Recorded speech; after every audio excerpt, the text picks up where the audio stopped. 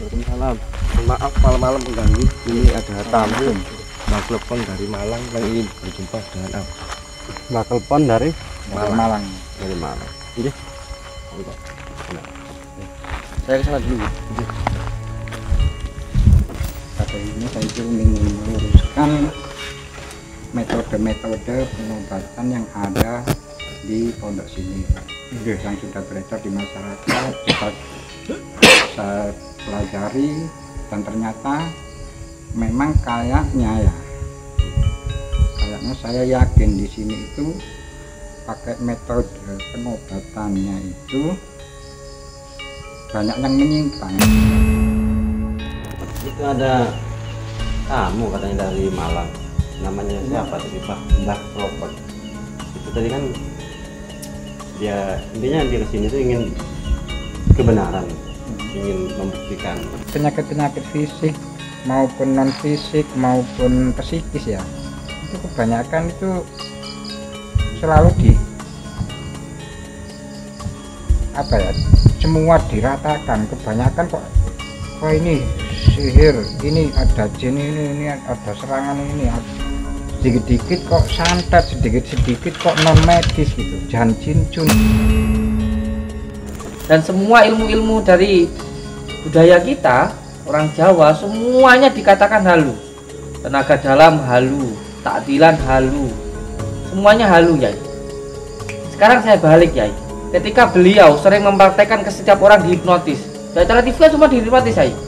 Coba sekarang orang yang tidak saya kenal kamu hipnotis kalau kamu bisa, atau saya kamu hipnotis kalau kamu bisa nggak?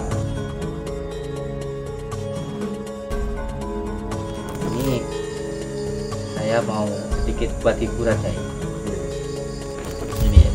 Jadi saya akan membuat beliau untuk kesurupan lah gitu bahasanya. Sebenarnya bukan kesurupan kalau seperti ini, beda. Jadi hanya menempelkan saja lah. Jadi panjenengan menulis sesuatu dan nanti biarkan beliau itu menebak.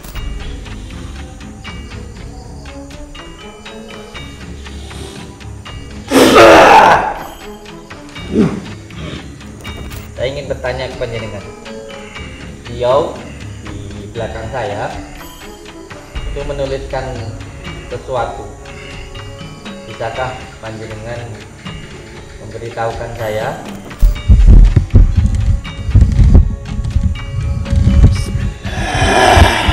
Bismillah. Mohon maaf ya. Jadi apa yang sampean tulis saya ingin tahu.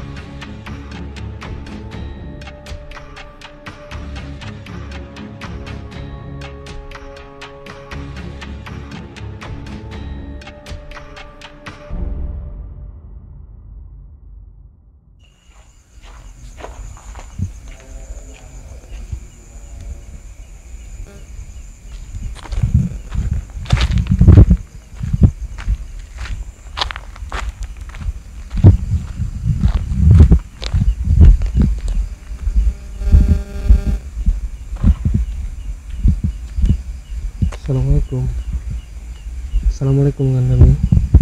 ya. Waalaikumsalam Kang. Ada apa Kang Ali? Ini tadi saya dapat info dari tim keamanan gerbang, itu ada tamu yang mau nemuni apa. Kayaknya itu belakang sudah diantar sama tim keamanan. Siapa ya malam-malam ini? Wis tak penting.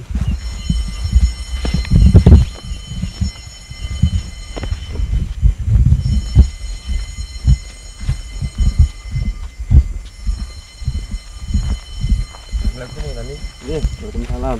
Maaf malam-malam mengganggu. Ini ada tamu Mbak Klepon dari Malang yang ingin berjumpa dengan aku. Mbak Klepon dari Malang. Dari Malang. Iya. Saya kesana dulu. Mbah telepon dari Malang. Ya dari Malang, dari Panjang. Mohon maaf, Mbak telepon tujuannya ke pondok. Mau apa malam-malam kayak gini, Mbak? Ya alhamdulillah, pertama saya ingin bersilaturahmi ya, Iya. kata bagusnya. Kedua ingin mencari persaudaraan ya, saya datang baik-baik dan sangat ingin menjalin persaudaraan sesama umat muslim ya. Iya. Saya cuma ingin meluruskan, pada intinya saya ingin meluruskan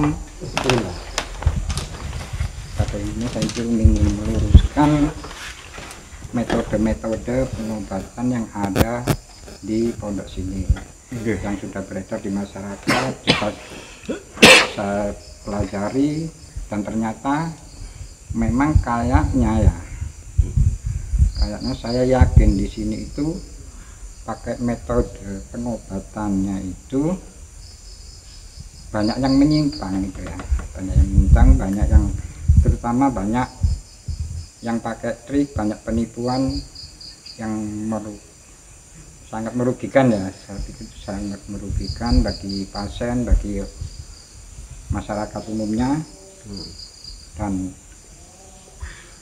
masalah kehaluan lah ya, halusinasi ya, banyak yang pakai trik itu yang beredar di masyarakat, masalah itu ya, penipuan. Metodenya pengobatannya pakai trik juga yang berbau kesirikan. Iya. Mohon maaf, tak potong sebentar. Bisa tolong dijelaskan misalnya contoh tentang pengobatan penipuan seperti apa, Mbak?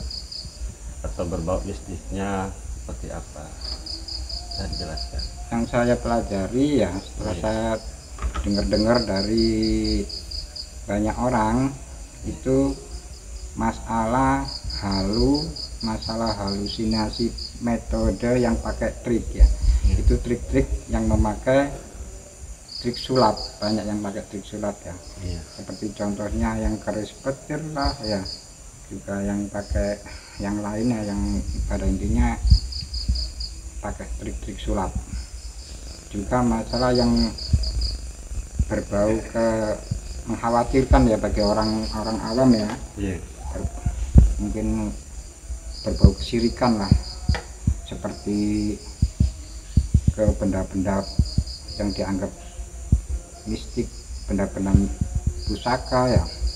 Metode pengobatan yang pakai khodam lah, pakai keris, pakai metode yang dari tanah lah, tidur di tanah lah. Itu kan sangat mengkhawatirkan kalau misalnya ada orang awam mempercayai ya, tanah itu yang sampai dimuliakan, yang sebagai menyebabkan kesembuhan kan bukan tanah, bukan keris. Kan yang membuat sembuhkan ya Allah Ta'ala. Iya. Sebenarnya mohon maaf, Mbak. Sebenarnya pengobatan di sini kita hanya menggunakan doa. Memang ada sarana seperti tasbih untuk digunakan wirita.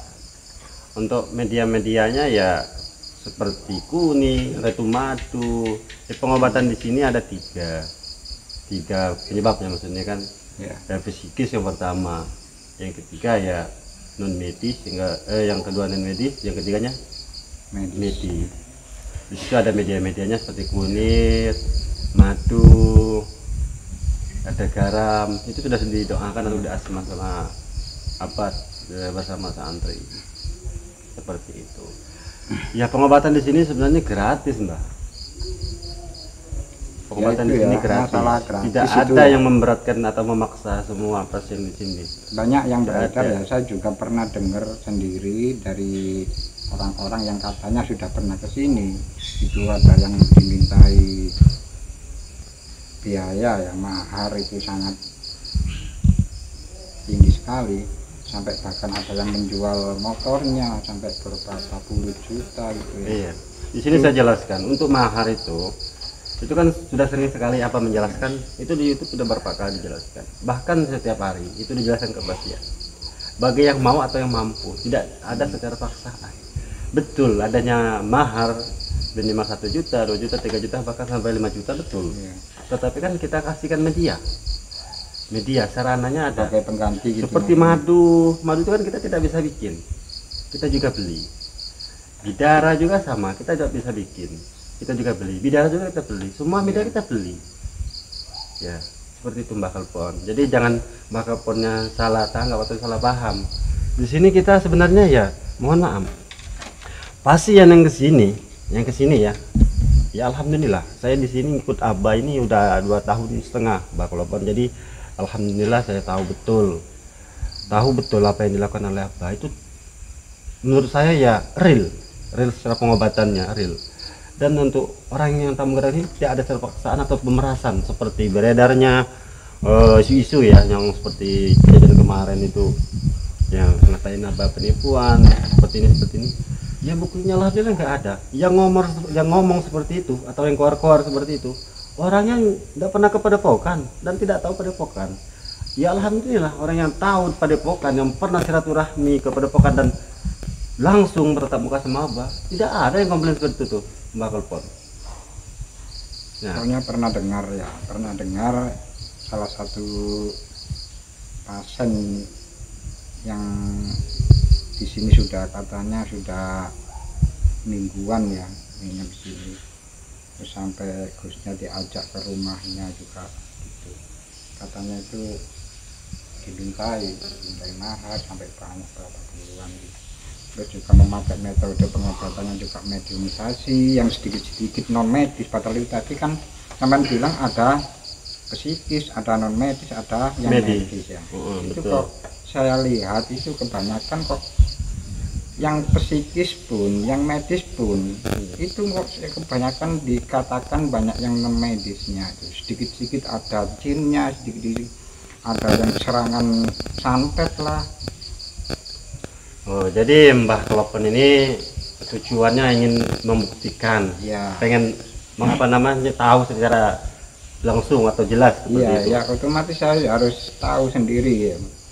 Enggak gini aja Mbah Kelpon intinya ya, tujuannya ini malam-malam ya sahabat ya.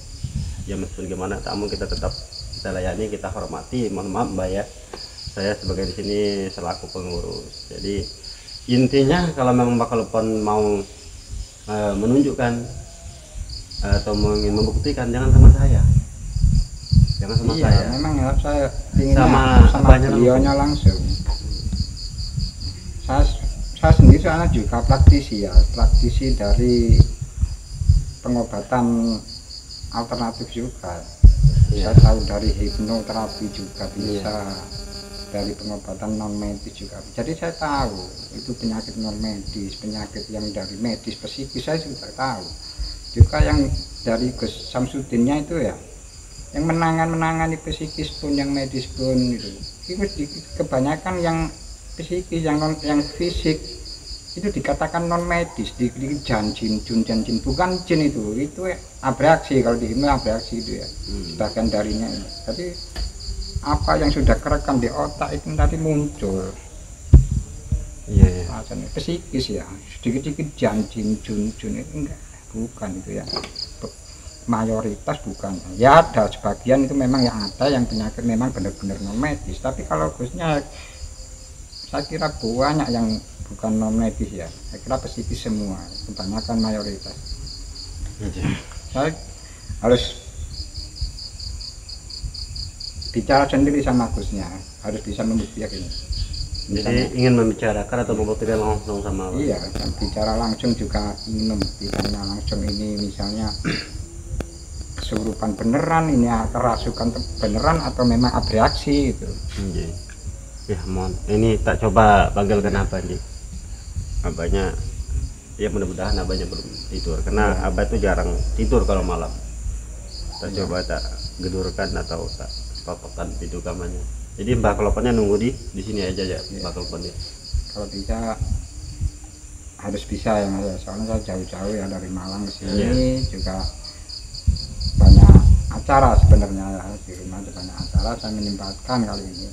Saya minta kalau bisa bosnya bisa hadir ya. Ya, tak panggilkan dulu Mbak ya. Abahnya Bismillahirrahmanirrahim. Ini ya. Yes. Apa saya juga ke sana? Dah, tunggu aja di sini. Gimana? Tak panggilkan. Tak panggil apa dulu?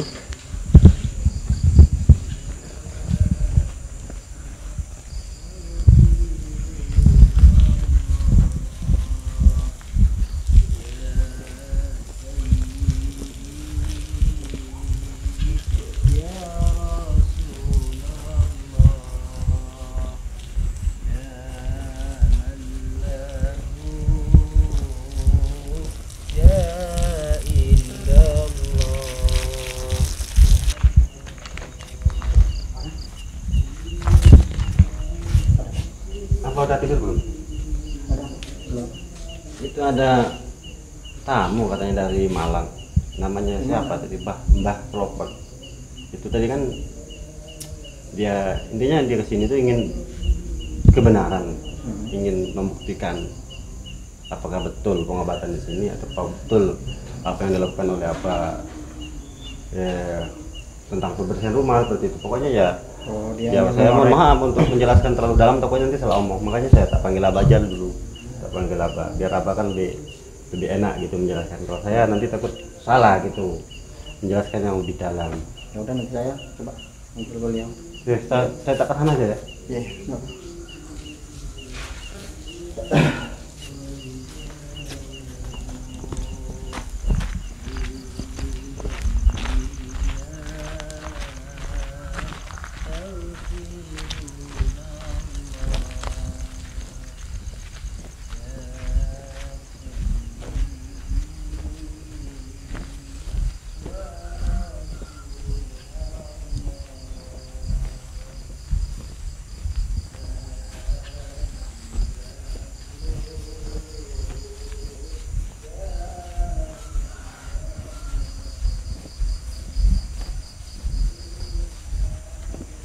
Assalamualaikum. Waalaikumsalam.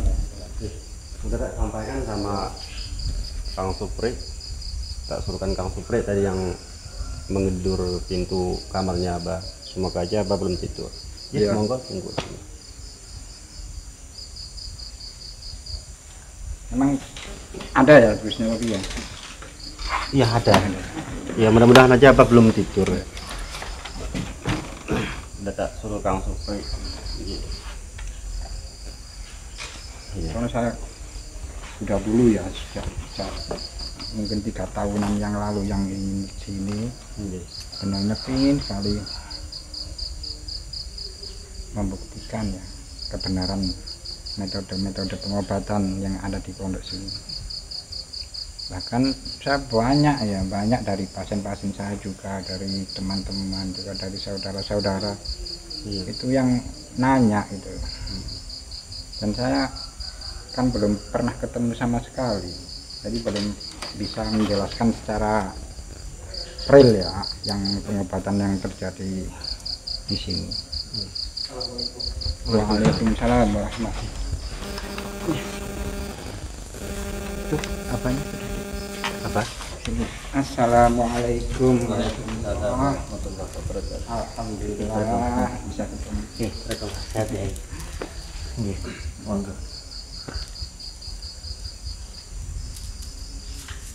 Assalamualaikum ya. Waalaikumsalam warahmatullahi wabarakatuh. Sehat. Alhamdulillah. Konten mic ya Kang, kesane suaranya keras ada. Ada pengeras suaranya. Sudah. Oh, iya. Alhamdulillah. Sehat Yai. Alhamdulillah khair. Barakallah. Matur suwun sangat panjenengan sampun purun rawuh dateng gubuk kula niki. Alhamdulillah. Nyuwun ngapura. Sayang, bikinin kopi sayang. Anu aja, kaunyil aja. Kaunyil ya. Siap. Nggih. Sambil dan dugi ngriya niku. Tapi dari rumah itu sekitar jam 12 lebih ya, Jam 12. Ya. Alhamdulillah. Mampir, Pinten jam mampir. perjalanan saking dalam mriki? Kalau kan ke Panjen ya, ke Panjen, jadi masih dekat perbatasan Karangkates. Oh, kepanjen panjenengan Iya, iki ya. Panjen. Jadi sekitar kali jam lah, 2 jam. 2 jam perjalanan. Alhamdulillah. Cuman tadi mampir ke teman gitu, sampai sini jam segini. Oke. Ingat ini keadaannya ya. Iya. Bubuk saya itu seperti ini keadaannya. Masih dalam proses pembangunan. Nyuwun berkah. Barokah panjenengan mugi-mugi saged enggal-enggal dados terus saged bermanfaat damel umat. Kula niku melakukan doa pengobatan itu semampu saya dan sebisa saya. Kalau di dalam hati saya membaca bismillah, ingin membaca bismillah, ya saya yakin bahwa yaitu doa untuk beliau yang datang. Ketika ada yang datang di hati saya pengen baca Al-Fatihah, ya saya yakin bahwa obat untuk beliau itu adalah Al-Fatihah. Jadi saya beranggapan bahwa siapapun mereka yang datang ke sini itu semuanya dikersakni oleh Allah. Jadi ya saya hanya menjadi sebuah sarana perantara saja. Jadi kalau bahasa Jawanya itu kalau bisa bilang itu doanya Allahumma mbuh lah sakarepe Gusti Allah. Jadi ya aku isane bismillah ya bismillah, saya bisanya Al-Fatihah ya Al-Fatihah, saya bisa ngidoni ya tak idoni gitu. Jadi sembuh atau tidaknya itu semuanya saya pasrahkan kepada Allah Subhanahu wa taala. Terkadang gini ya, di dalam hati saya, kerentek saya gitu, kalau ada yang datang kadang-kadang saya itu pengennya kayak ya sudahlah didudukkan di tanah kayak gitu ya. Kadang di dalam hati saya kalau ada kerentek itu kayak ya sudahlah itu diambilkan daun alpukat gitu supaya tulang belikatnya itu bisa cepat sembuh, kan pernah ada yang nggak bisa jalan. Kadang-kadang di hati itu ada yang orang ini obatnya kasih aja gadong pulih gitu biar pulih kayak gitu, karena usahanya itu ambruk ya gitu. Jadi hanya mengikuti kerentek hati kayak gitu. Ya kalau memang ada yang salah saya minta diarahkan. Ya, untuk masalah apa yang dikatakan Gus tadi itu juga nggak apa-apa, tapi juga itu mengkhawatirkan ya, kalau tidak ada kejelasan, tidak ada penjelasan kepada si pasien apa maksudnya, misalnya daun alpukat atau tanah atau apa, itu harus ada penjelasannya. Kalau nanti misalnya Gus tambah nih langsung ya diambilkan tanah atau diukir tanah atau misalnya pakai apa sekerentek hati ini sampean ya, kalau nggak dijelaskan kan bisa bahaya, nanti percayanya sama ini sama tanah lebih kepada masalah keimanan gitu ya. Masalah keimanan mungkin saya. Si pasien tadi sampai meyakini kalau si tanahnya itu tadi yang bikin dia sembuh gitu. Dan saya yang pernah dengar ya, banyak dari masyarakat umumnya metode-metode di sini itu banyak yang menyimpang gitu.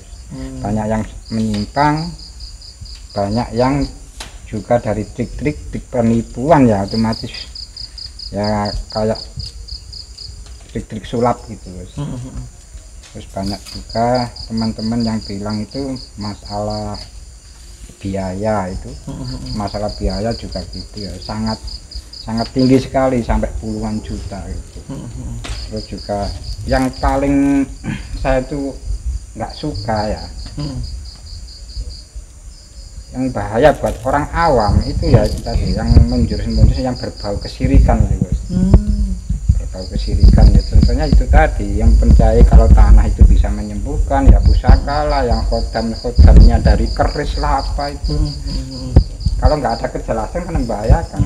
Harus dia paling enggak ya harus menjelaskan.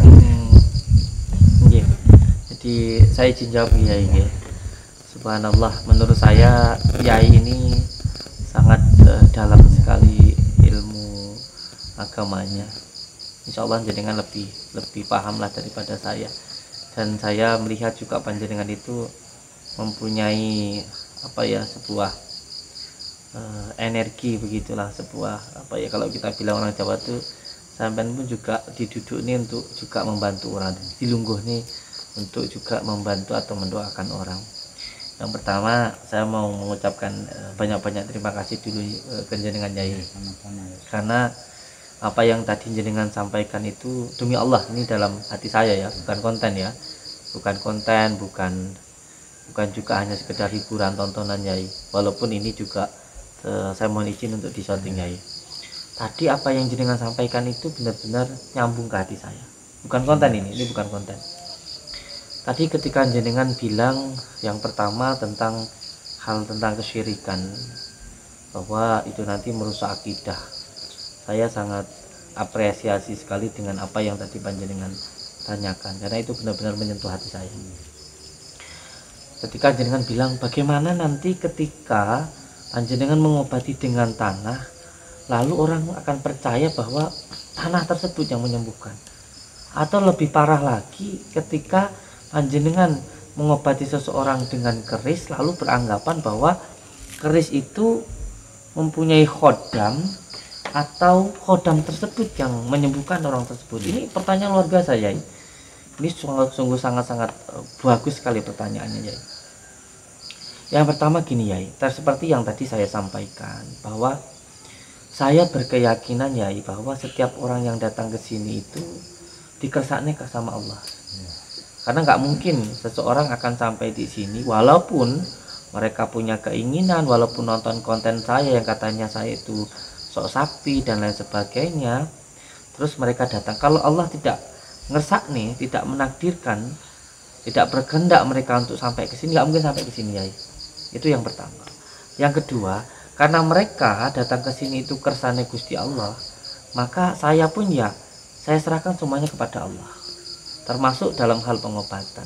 Ketika ada yang datang di dalam kerentek saya, mereka datang terus saya punya kerentek, mereka tolong dudukkan di sana di tempat wudhu, mereka wudhu lalu langsung tiduran di lantai, di tanah kebumian. Atau ketika mereka datang, saya punya kerentek Yai, untuk mereka itu diambilkan tanah lalu ditempelkan di kepalanya, atau tanah tersebut biasanya Yai, saya punya kerentek itu di hati, ngambil tanah lalu kunir itu saya geprek, terus saya campurkan dengan tanah tersebut untuk memandikan orang tersebut. Biasanya orang yang seperti itu mempunyai penyakit gatal ya. Atau ketika terkadang-kadang saya pengen ngambil daun pule, karena saya berkeyakinan pule itu artinya seorang itu biar pulih. Nah, setahu saya nama ini juga dari Sunan Kalijaga. Ketika ada seseorang yang tulang belikatnya sakit, itu biasanya saya pengen ambil daun alpukat ya. Tetapi juga saya sampaikan ya kepada setiap mereka yang datang. Jadi setiap sebelum pengobatan itu pasti saya menyampaikan bahwa panjenengan dan saya itu sama, nggak ada bedanya. Panjenengan kaulo, kula nggih kaulo. Kita itu semuanya hamba. Hamba itu hanya sekedar menerima apa yang menjadi pemberian Allah. Jadi jangan terlalu banyak keinginannya. Hamba itu wajibnya untuk menerima. Dan ketika berdoa itu sebagai ibadah kita, bukan keinginan kita. Kalau Allah ya, Allah tuh mau sakar PDW, terserah Gusti Allah. Tapi walaupun Allah tuh sakar PDW, tapi itu paling baik untuk awal dewi kayak gitu. Saya punya keyakinan seperti itu. Jadi sudah saya jelaskan ya bahwa apa yang saya lakukan itu hanya melakukan kerentek hati. Bahkan saya pernah disuruh oleh guru saya yang saya sebut, mohon maaf, guru batin saya. Beliau kadang menyuruh saya melakukan pengobatan dengan sapu lidi ya. Bahkan pernah dengan menggunakan seperti sandal jepit dan lain sebagainya lah gitu. Intinya ya sesuai dengan kerentek hati saya gitu, dengan apa yang menjadi isyarah saya atau ide atau khawatir atau khotirah lah yang ada di dalam diri saya ya. Sampai terkadang hanya sekedar mainan-mainan saja itu dijadikan kayak sarana pengobatan ya. Karena itu hanya sebuah sarana saja. Nah, tadi Yai matur ke saya tentang keris, bagaimana nanti kalau keris itu disangka ada khodamnya, terus nanti untuk pengobatan itu. Tentu kalau masalah tentang bicara khodam, kita harus nyambung ke kitabnya dulu, termasuk kitab Syamsul Ma'arif Al-Kubro atau kitab Al-Awfaq. Khodam sendiri, setiap orang lahir tentu sudah ada khodamnya. Setiap orang lahir itu sudah ada khodam. Yang penting kita itu tidak tertuju kepada khodamnya. Kita ada yang dua namanya malaikat hafidhah, yang sebelah kiri namanya qorin. Tinggal kita mau pakai yang baik atau yang buruk. Karena itu memang ya sudah menjadi kodrat iradatnya Allah, sudah menjadi takdir Allah seperti itu ya. Kalau masalah di benda pusaka, satu hal bahwa saya memegang benda pusaka, salah satunya itu sebenarnya bukan punya saya. Banyak yang orang-orang itu yang datang ke sini menitipkan benda pusakanya. Kayak contoh Mbah Tomo. Mbah Tomo itu insya Allah beliau adalah pengawalnya Bung Karno. Sekarang umurnya sudah hampir 100 lebih ya. Dan sampai sekarang masih mendapatkan tunjangan atau pensiunan dari negara. Karena memang tercatat sebagai tentara di zamannya Bung Karno. Dan beliau itu ya, mau nggak sambil diminum ya. Dan beliau itu mendapatkan banyak pusaka ya. Nah, ada salah satu keluarganya yang datang ke sini membawa pusaka tersebut. Beliau menyampaikan katanya itu disuruh menitipkan di sini. Padahal saya belum kenal ya. Akhirnya saya ke sana, di sana ternyata masih banyak dan itu dititipkan ke saya. Dan ternyata sampai di sini benda pusakanya pun juga tiba-tiba nggak ada. Ternyata balik ke sana. Nanti ya insya Allah saya ajak ke sana lah ya. Dan ada juga pusaka-pusaka yang dititipkan di sini, orang datang nggak mau, ini punya bapaknya, dia nggak ngerti cara ngurusnya dan lain sebagainya, itu dititipkan ke saya. Dan saya niat menerima itu semuanya sebagai niat untuk menguri-nguri budaya dari leluhur saya, karena saya yakin bahwa banyak juga para wali-wali Allah yang menjadi leluhur kita seperti Sunan Kalijaga, seperti Pangeran Diponegoro dan sebagainya, itu yang mempunyai pusaka seperti itu. Dan saya tidak menganggap bahwa keris-keris itu mempunyai khodam, walaupun toh saya sendiri jujur pernah merasakan lah mempunyai benda-benda itu, tapi saya tidak mengagungkan khodamnya itu. Karena begini ya, di dalam hal yang saya ketahui, berdoa itu ada yang dengan ucapan gitu, ada juga doa itu dengan tindakan gitu, ada juga doa itu dengan menggunakan sarananya ya. Jadi ketika membuat keris, leluhur kita membuat keris itu, terutama seperti keris Banyu Sengkelat, keris Junjung Derajat, terus keris Omyang Jimbe, keris-keris ini dibuat dengan cara berdoa yang manjada wajada, dengan sungguh-sungguh, dengan ada yang 41 hari mutih, dengan intinya mereka itu berdoa bahwa siapa saja yang memegang keris ini semoga saja diberikan keselamatan dan juga kemudahan. Contoh keris Junjung Derajat, semoga derajatnya dinaikkan oleh Allah. Jadi bukan kerisnya ya, tapi doa yang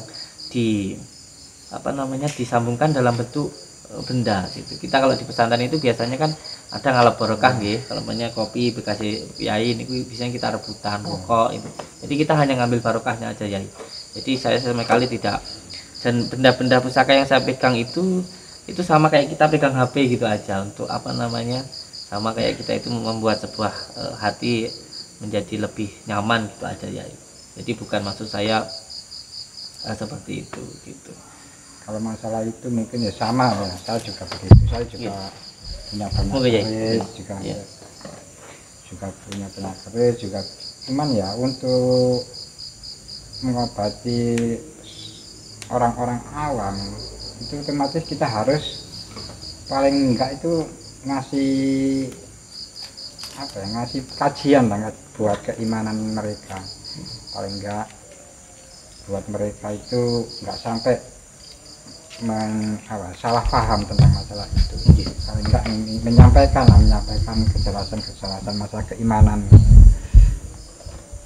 biar tidak membahayakan tentang akidahnya. Terus masalah pengobatan metode mediumisasi juga di sini juga gitu ya. Saya lihat ada yang mediumisasi ya, ada yang izin kakak ya. Monggo. Metode pengobatan pakai mediumisasi, pakai memasukkan jin lah ya. Kebanyakan saya lihat itu metode di sini tuh mengobati penyakit-penyakit fisik maupun non fisik maupun psikis ya. Itu kebanyakan itu selalu semua diratakan, kebanyakan kok ini sihir, ini ada jin, ini ada serangan, ini sedikit-sedikit kok santet, sedikit-sedikit kok non medis gitu, jangan jin banyak jin, padahal itu rata-rata mayoritas saya lihat itu psikis semua guys. Saya kira itu kebanyakan mayoritas psikis, ya mungkin ada 1, 2, 3 cuma sedikit ya yang mungkin psikis ditumpangi non medis, itu juga ada, dari fisik juga yang ditumpangi non medis juga ada, tapi kebanyakan ya saya lihat itu di sini itu banyak yang psikis terus langsung divonis non medis gitu guys. Terus yang dipercaya itu kok mediator itu bahkan kan jin itu kok 100% mau dipercaya, berarti kan percaya sama jin gitu. Boleh izin saya jawab Yai? Iya. Oke, saya anggap Yai insyaallah sangat paham lah tentang metode ini, makanya jenengan tadi mengkritik tentang apa yang saya lakukan. Jujur Yai, saya sendiri juga dikritik oleh Kiai saya tentang hal apa yang terjadi ini, karena menurut dari beliau ada beberapa hal juga yang nanti akhirnya tidak pas. Memang ya benar apa yang jenengan sampaikan tadi, nanti menjadi kesalahpahaman.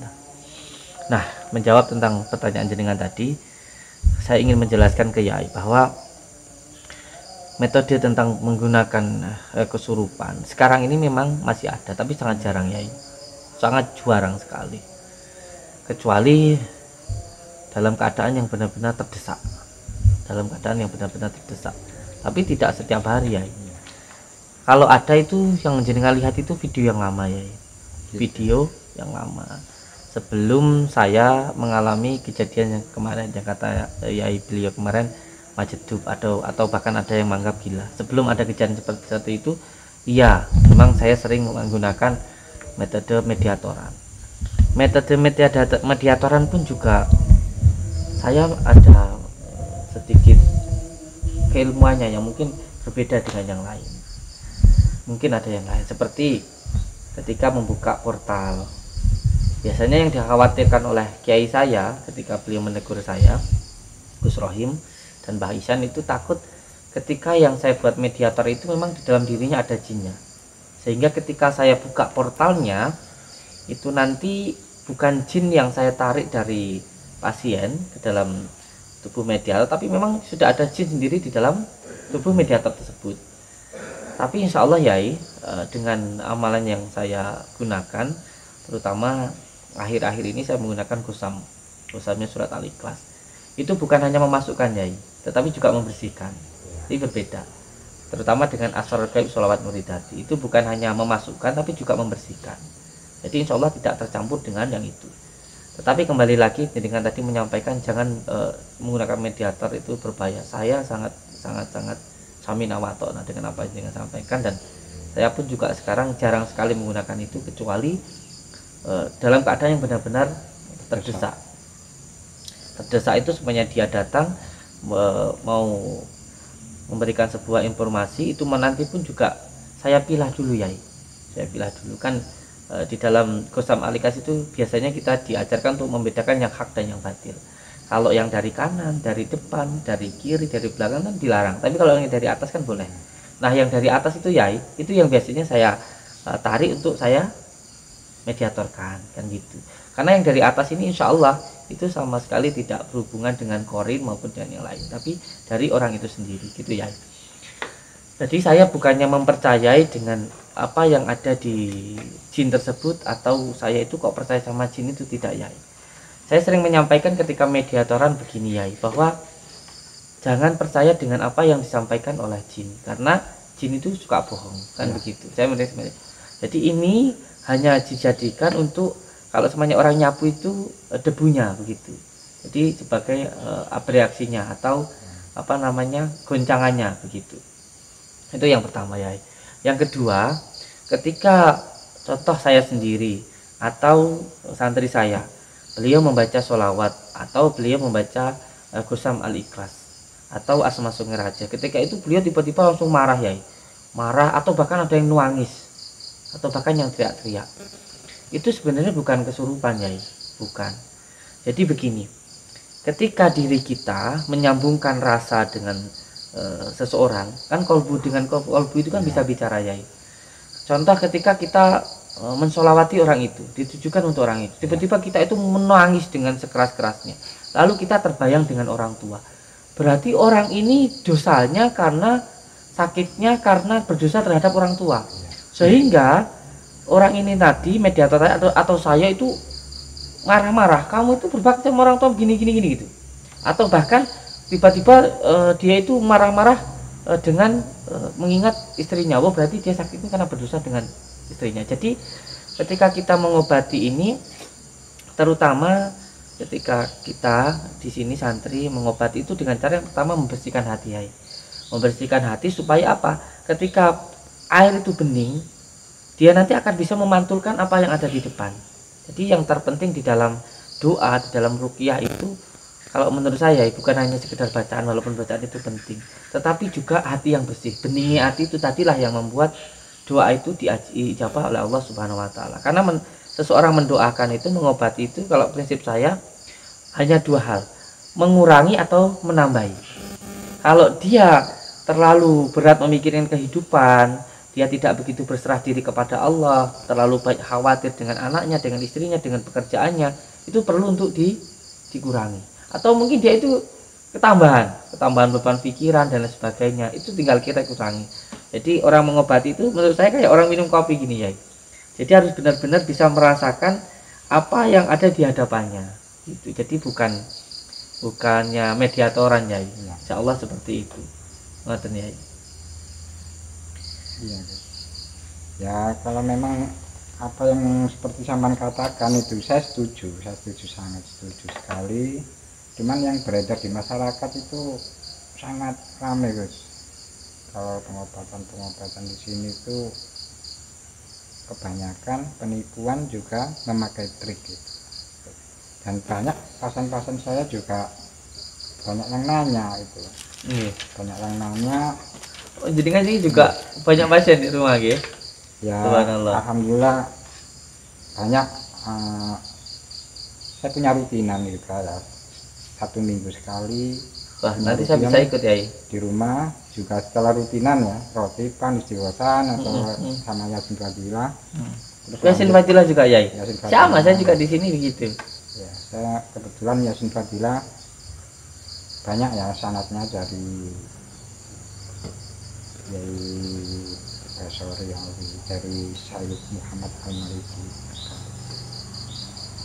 Yang di rumah setelah yasinan terus dilanjut terapi masal. Dan untuk masalah ini Gus, apa bener pakai trik-trik sulap itu gimana Gus? Iya, jadi gini ya, tadi jaringan yang belum saya jawab satu ya. Saya jawab dulu tadi tentang pengobatan ya, yang jaringan bilang biayanya mahal gitu. Jadi saya jelaskan dulu bahwa yang pertama, mereka itu hanya melihat pada kejadiannya saja, tetapi tidak melihat pada prosesnya. Inilah yang terkadang tidak diketahui sehingga salah paham. Ketika ada yang mengatakan di tempat Gus Sabzudin harus belajar, harus masuk, nanti pasti harus bayar 5 juta, 3 juta, 2 juta, dan 1 juta yang lainnya. Perlu saya sampaikan ya bahwa ketika mana boleh tanya ke beliau-beliau saat ini sedang tiduran, banyak pasien saya masih nginap di sini. Jadi ketika mereka datang ke sini ya, lalu mereka daftar, setelah itu ikut ruqyah, nah terus setelah itu diterapi ya, setelah itu konsultasi, itu semuanya gratis ya. Karena metode pengobatan di tempat saya itu menggunakan 3 metode ya. Yang pertama psikisnya, pikirannya, yang kedua adalah gangguannya, yang ketiga adalah medisnya. Jadi contoh ketika seseorang mudah marah itu bukan hanya kepada istrinya, karena ketika saya bilang marah, ketika ada orang sedang terkena kanker payudara, terus beliau suka marah, itu dikatakan wah ya kanker payudara iya kalau sudah punya suami, kalau belum punya suami. Padahal marah bukan hanya kepada suaminya, kepada temannya, dan pada hidupnya sendiri pun juga bisa marah, gak terima. Itu nanti dari yang sering marah, jengkel, nyimpen perasaan jengkel, nanti membuat jalan masuknya jin ke dalam dirinya. Nah, dari gangguan jin ini tadi akhirnya terkena penyakit medisnya, kanker payudara. Jadi 3 metode ini ya. 3 metode ini secara psikis, non medis dan medis. Jadi saya menggunakan 3 metode ini. Untuk psikis dan non medis, saya biasa mengobatinya itu dengan cara pertama kita ambilkan dari kitab Al-Azkar An-Nawawiyah, membaca syahadat, sholawat, hamdalah, terus setelah itu doa dan ditutup dengan surat Yasin yang terakhir, innama amruhu idza arada syai'an ayyaqul kun fayakun subhanalladzi biyadihi malakutu kulli syai'in. Itu seperti itu, gratis ya. Jadi mereka daftar terus ikut ruqyah, terapi, konsultasi gratis ya. Kalau untuk yang non medisnya seperti beli kunir, beli madu, terus seperti bikin selamatan, biasanya saya bikin buceng ya, buceng tumpeng seperti itu, ngasih ke anak yatim, ya itu baru bayar. Itu pun hanya bagi yang mau dan yang mampu saja. Jadi di sini itu kalau mau datang ikut ruqyah, terapi, konsultasi, pulang ya sudah pulang, sama sekali nggak dipungut biaya, kecuali yang mau apa itu namanya beli medianya, monggo. Karena saya juga beli, contoh madu dari Yaman dan sebagainya, gitu ya. Terus kalau masalah trik ya, saya sudah menyampaikan ke jenengan bahwa semuanya itu dimulai dari kerenteknya hati ya, dari khotiroh robaniyah saya.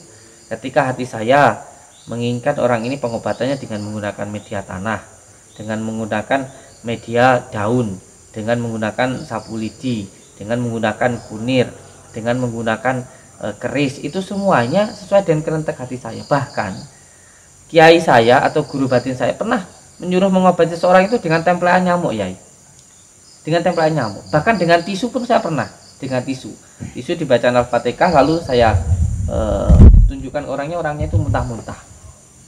Bahkan pernah dengan menggunakan tempelan nyamuk itu loh ya, itu pernah seperti itu. Jadi kalau memang hal yang semacam itu dianggap trik, yang silahkan. Yang terpenting saya tidak mencelakai orang tersebut. Dan satu hal lagi, bahwa hal media itu supaya orang itu tidak berkeyakinan bahwa media itu yang menyembuhkan ya, bukan medianya.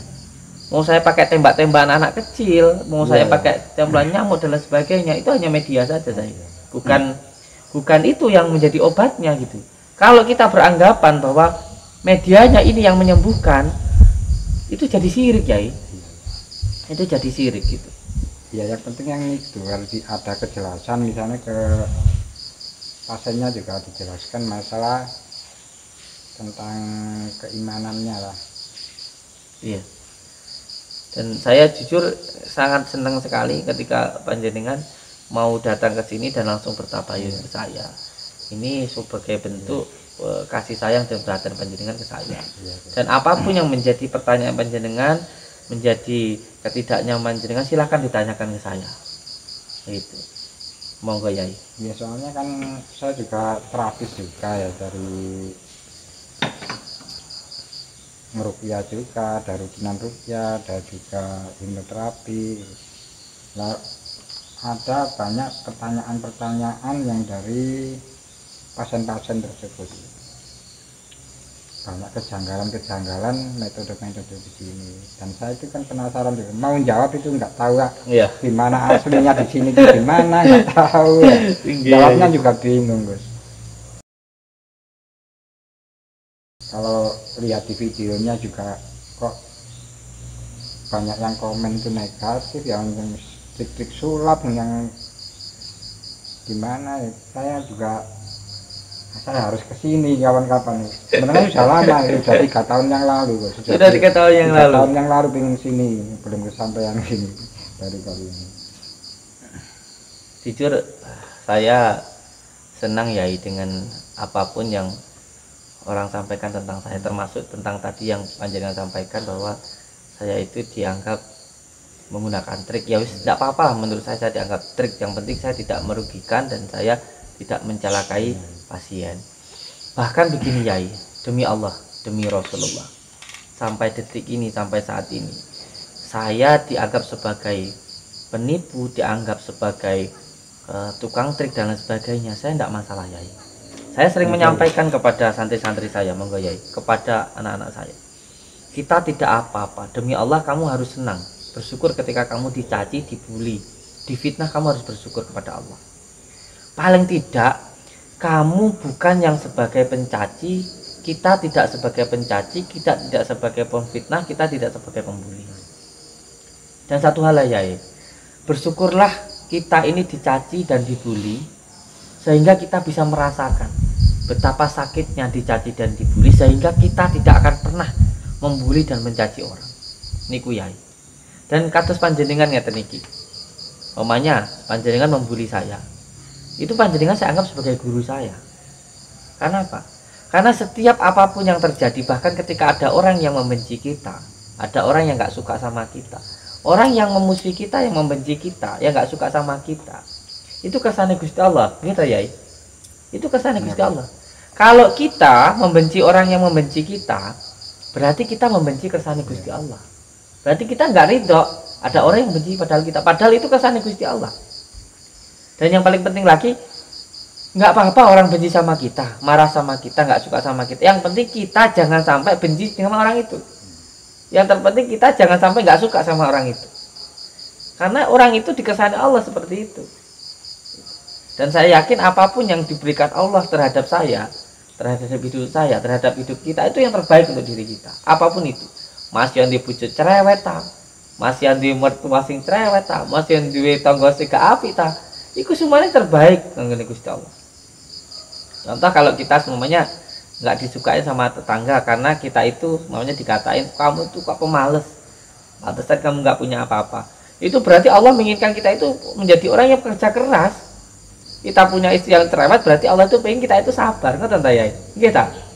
Terus apapun yang diberikan Allah itu menurut saya itu yang terbaik untuk diri kita.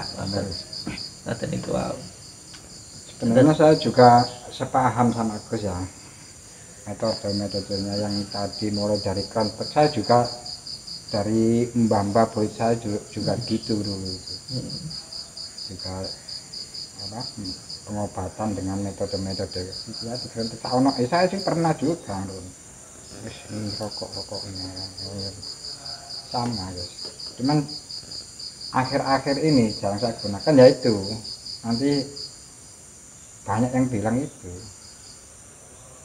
penipuan lah kecuali memang kalau kalangan sendiri sudah kenal saya. Kalau buat orang umum cara saya pakai.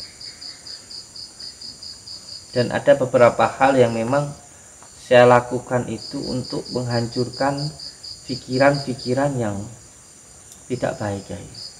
Contoh ketika saya sudah menyampaikan, contoh ada orang kesini ya kemarin, orang itu dari Batam. Beliau datang ke sini. Setelah itu bilang, Gus, aku ini disantet.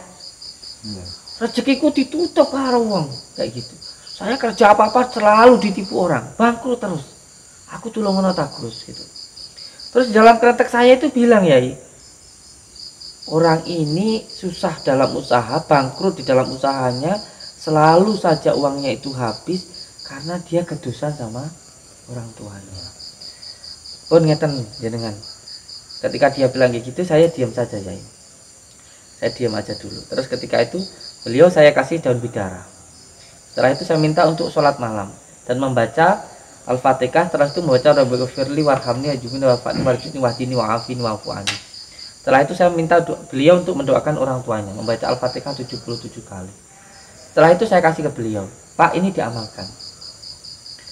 Terus itu beliau bertanya ke saya, Yai, ini tak tagus gitu, ini tak. Terus saya itu mbak ada, terus aku kan piye tak? Apa aku kan loncat-loncat gerak-gerak ini ben kita sakti ngono tak? Terus kalau sudah dikasih amalan seperti itu, sudah dijelaskan seperti ini, beliau tetap nggak terima, apa yang harus kita lakukan ya? Salah satunya Yai, kita hancurkan pikiran dia yang menganggap itu terkena sihir. Gitu. Ya. Ini loh, sihirmu tak kuat. Saiki perbaiki hubunganmu karo wong tuamu. Sebab apapun yang kamu lakukan di dalam hidupmu tergantung bagaimana kamu sama orang tuamu. Kalau kamu ke orang tua baik, hidup kamu baik. Tapi kalau kamu ke orang tua durhaka, hidup kamu. Kalau seperti ini ya, orang seperti ini terkadang orang sakit hati. Walaupun diceramai model kayak gimana, dikasih tahu yang sebenarnya, dia nggak akan ngerti ya. Orang yang punya hutang, dia nggak akan mikir apa-apa, diceramai seperti apapun dia nggak. Yang penting hutangnya itu lunas. Dia terkena santet, buat diceramai model piye kok niku. Sakitnya itu mergo kelakuanmu dhewe iki lho. Itu dia nggak akan ngaruh Yai. Lo pikirannya dia itu sudah terkena santet. Oke, santet itu tak hilang nih. Iya. Selesai Yai. Sekarang tinggal kamu perbaiki dirimu sendiri. Bukankah di dalam kitab-kitab itu sudah dijelaskan Yai? Ketika mengobati seseorang, itu yang paling penting ialah kita itu berserah diri kepada Allah. Dan tentunya, bahkan saya pernah didebat oleh beberapa orang. Terkadang kalau memang sudah terdesak sekali, menggunakan yang haram itu boleh. Kalau memang yang halal sudah nggak bisa. Sudah dinasihati, dikasih tahu, tetap nggak ngerti. Darurat ya. Kelihatan Yai. Iya.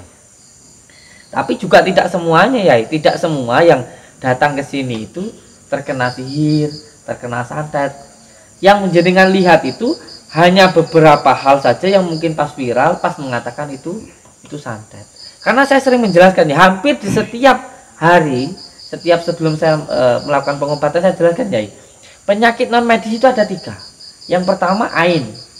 Ain itu pujian yang tidak menyatakan asma Allah. Diagnosanya itu di muka, karena muka itu sering dipuji Yai. Yang kedua penyakit karena ketempelan. Ketempelan itu karena 4 hal. Bisa karena nasab, keturunan. Contoh, bapaknya dulu punya pesugihan, terkadang nanti nyambung ke anaknya. Bapaknya punya ilmu yang tidak bersanad, bisa ke cucunya. Bapaknya punya pusaka, pusakanya itu dari golongan amar, bisa ke anaknya. Atau secara medisnya saja nih, orang tua punya penyakit gula darah, terkadang bisa turun ke anaknya. Kan ngerti Yai, ini nasab. Ada juga yang karena tempat. Tempat itu bisa karena dulunya pernah ada yang keguguran, ketrekan, kayak gitu ya. Saya sering nemuin kayak gitu. Rumahnya pernah buat gantung diri, rumahnya sering buat bertengkar, akhirnya panas mengundang bangsa jin untuk datang ke situ. Atau rumahnya dulu pernah ada yang bunuh diri dan lain sebagainya Yai. Atau juga bisa karena tidak taat. Atau bisa juga karena maksiat Yai. Nah ini karena ketempelan. Yang ketiga baru karena sihir. Jadi nggak semua Yai. Terkadang memang penonton itu sukanya yang bersifat magis, mistik. Sehingga ketika kita melakukan pengobatan di sini Yai, itu kan kita tangani kan sehari lebih dari 50 orang. Yang semuanya 30 tadi medis, yang semuanya 10 saja yang mistik, yang kita tampilkan di YouTube yang mistik. Karena yang mistik itu yang disukain orang, tapi nggak semuanya mistik Yai. Iya. Terus kalau jenengan tadi menyampaikan bahwa lah itu kan medis, iya. Jadi metodenya 3 itu tadi, psikis, non medis, medis. Jadi jangan dikira semuanya benjolan di sini. Wah itu medis kok, itu tetap ada ainnya Yai. Ain. Biasanya kalau di bagian muka itu ain Yai. Contoh dada, ya benar itu medis, benar Yai medis. Cuma sakit emah pasti halusinasi. Dia susah tidur, sering bayang-bayang. Memang medis. Tapi ada psikisnya, ada non medisnya, ada juga medisnya. Makanya biasanya kita kasih nasihat dulu, setelah itu kita ruqyah dengan menggunakan syahadat, sholawat, al-fatihah, kan begitu Yai. Nanti setelah itu baru dikasih medisnya kunir dan madu. Bener itu medis Yai. Kalau jangan bilang lu itu kan medis, bener. Gitu. Masalahnya orang awam yang nggak tahu kalau medis itu juga terkadang karena non medis kayak gitu. Orang penyakit jantung ya bener jantung, tapi kadang-kadang karena dia sering marah. Kan begitu Yai. Nggak tentang? Ya Gitu. sama dengan Oke. penjelasan guru-guru saya juga begitu. Memang gimana ya, nurutin netizen itu. Tapi lanjutkan sudah ketemu secara langsung begini kan lebih enak. Kita berkomunikasinya lebih enak. Dan insya Allah ya, insya Allah ketika panjenengan sudah sampai di sini, nanti saya yang datang ke rumahnya panjenengan. Jadi jangan sampai nanti hal semacam ini hanya dianggap sebagai konten, sebagai apa, karena panjenengan benar-benar datang dari sana untuk langsung bertabayun dengan saya. Itu Gus Samsudin di YouTube sok sakti, Gus Samsudin pakai trik.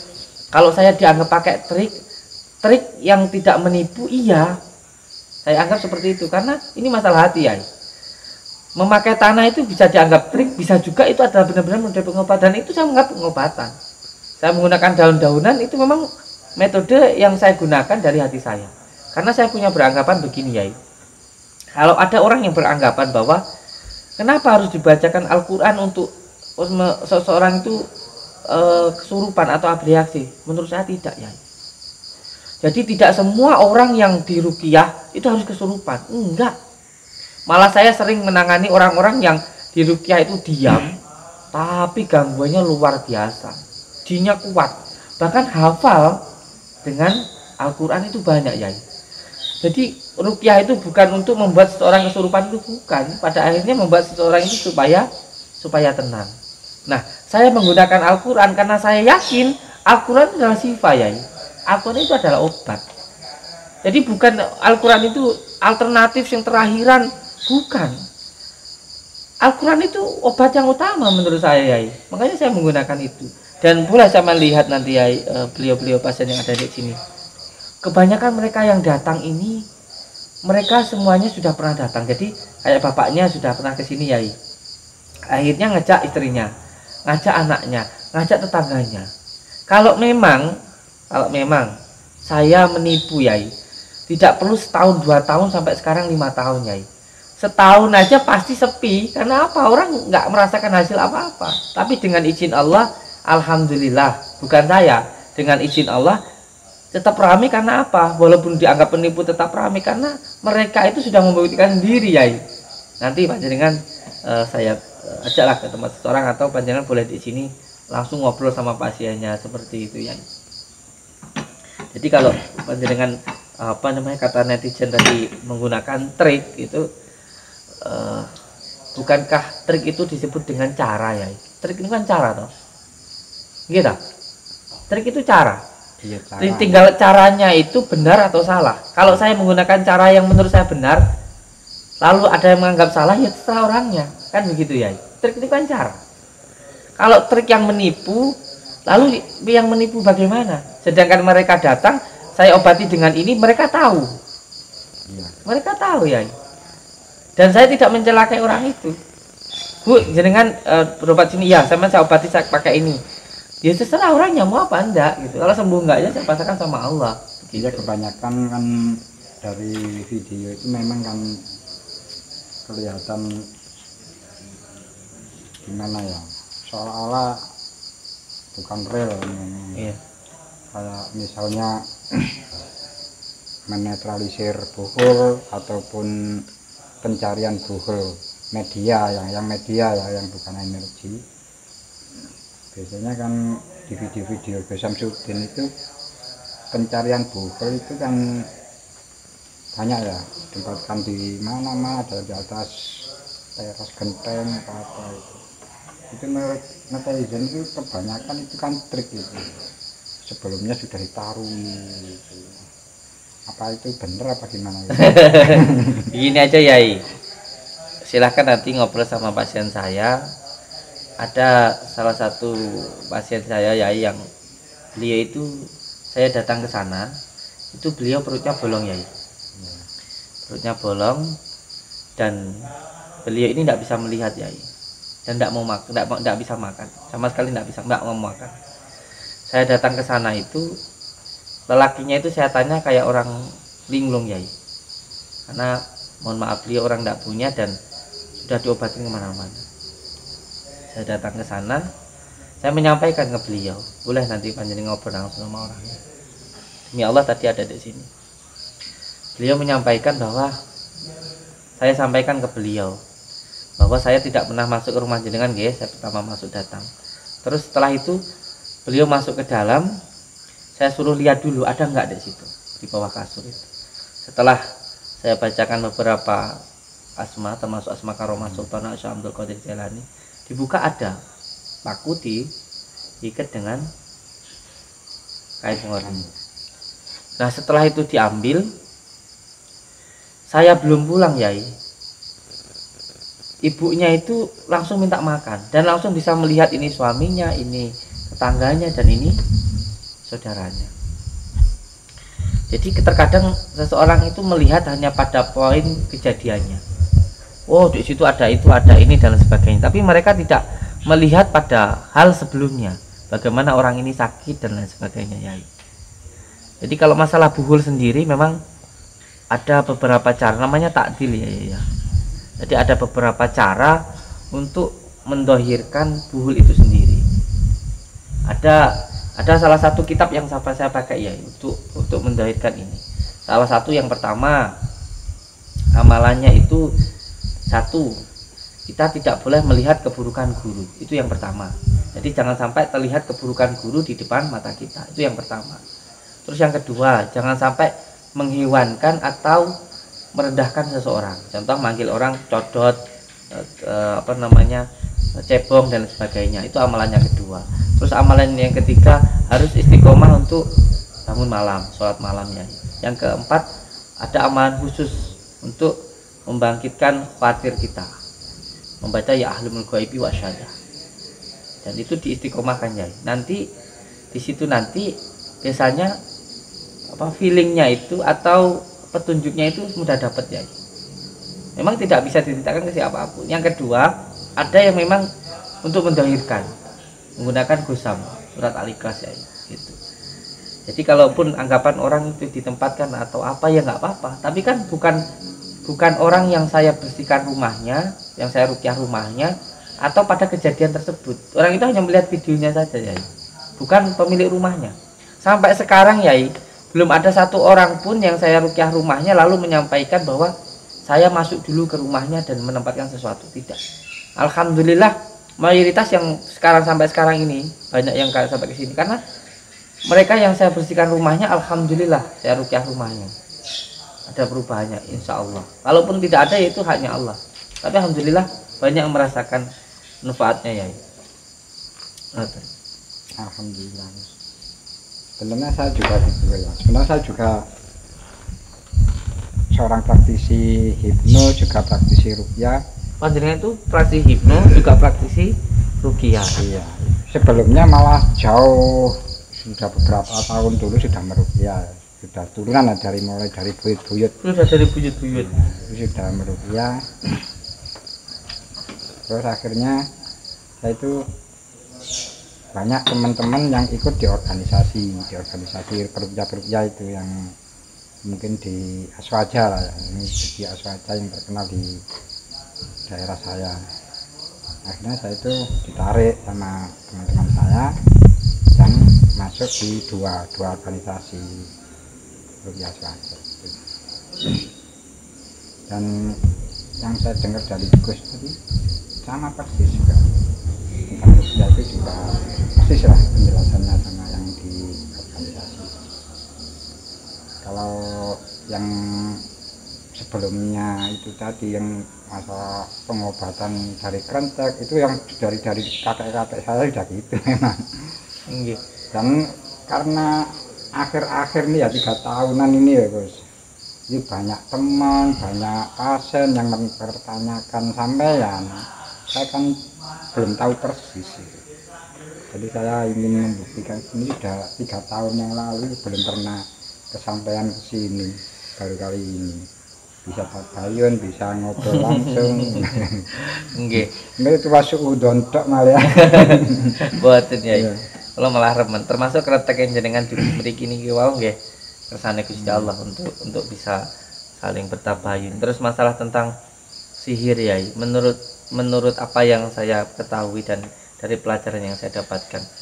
Jadi sihir itu hampir semuanya ya itu ada kutnya, ada ikatannya. Iya. Seperti halnya mohon maaf, kotoran, lalat, penyakit, atau tulang, anjing, terus penyakit.